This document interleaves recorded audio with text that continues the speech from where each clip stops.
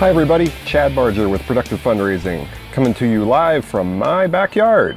We got our flowering cherry tree going on in all its glory this week, so I thought I'd do the film out here and show that to you so you have something to look at other than me. So enjoy, and we're going to dig right in with this week's quick tip. So this week we're talking about asks. How do you actually make an ask? How do you get those words out of your mouth on a donor meeting?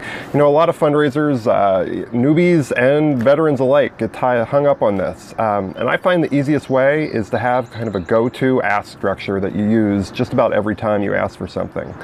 So today I'm going to share with you mine, and we're going to talk a little bit about why it works. And then at the end, I have a great tool to share with you that can help you in your personal productivity and get more fundraising done in your life. So my ask structure. I phrase almost every ask as, would you consider joining me in supporting this project with a contribution of blank? Would you consider joining me in supporting this kids program with a contribution of $700? Would you consider volunteering for our special event committee? Would you consider joining me in supporting this new endeavor? Always use those phrases. It works really well for me. I actually get almost everybody to say yes. Now, they're not saying yes that they will give that amount of money. They're saying yes that they'll consider it. I'll consider doing almost anything.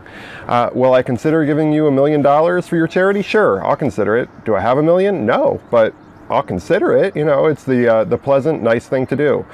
So it's things that people will do, and it gets that easy yes going. It gets them thinking along that way. So consider, put that in there. Will you consider? The other thing that makes it very successful is joining me. We are a communities, nation, world of joiners. People like to be part of something. We like that sense of community. So encouraging them to join you, it lets them join in that community. It shows that you are already personally invested. Please already have made that investment before you use this line. But together, will you consider and join me just make for a really nice ask that it's a little softer, and it also has a pretty high success ratio. You're not going to get instant replies with it unless they were really ready to do that, in which case you probably asked for too little. But you'll get a lot of, oh yeah, I'll consider that. Let me talk to my spouse. Let me go back to the office and look at it. Let me talk to my accountant. You know, those kind of responses. Or if it's a volunteer situation, yeah, let me look at my calendar and see if I can fit that in. So you'll get the agreement to consider it, which is what you're really after. So consider structuring your asks in a similar way, or find something that works for you. But having a go-to kind of almost memorized structure really helps to get that out of your mouth easier and make asks a lot easier for you in all of your visits. Finally, this week, I'd like to share a tool with you. I frequently get asked, you know, how do I do so much? How do I get so much done? How do I, have a consulting practice, still do fundraising, have a young family with active kids, where I'm active in my boys' activities, still spend time with my wife? How do I get it all in?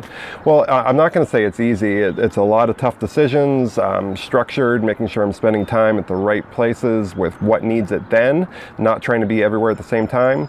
But my real secret is my task manager. I use a tool called Todoist. That's Todoist. It's down below in the email with a link in our featured tools section. And it's an online task manager. It's with me everywhere I go. It's on my desktop, it's on my laptop, it's on my phone. Anywhere I'm at, I can see what exactly I need to get done that day, and I can add things to it.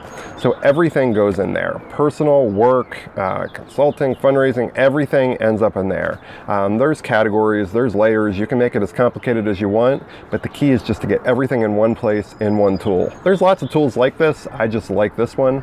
And there's non-technical, you know, having a set list. One, there's something called like the bullet journal and other options for people that like that tactile handwritten piece. But find something that works for you. And the key is really just to have it in one place and somehow that it's always with you. So when you have that spare minute to get something done, you know exactly what you should be doing. Thanks a lot. That's this week's Productive Fundraising Weekly Journey. Thanks for subscribing. Thanks for the work you do in your communities. Keep at it. Happy fundraising.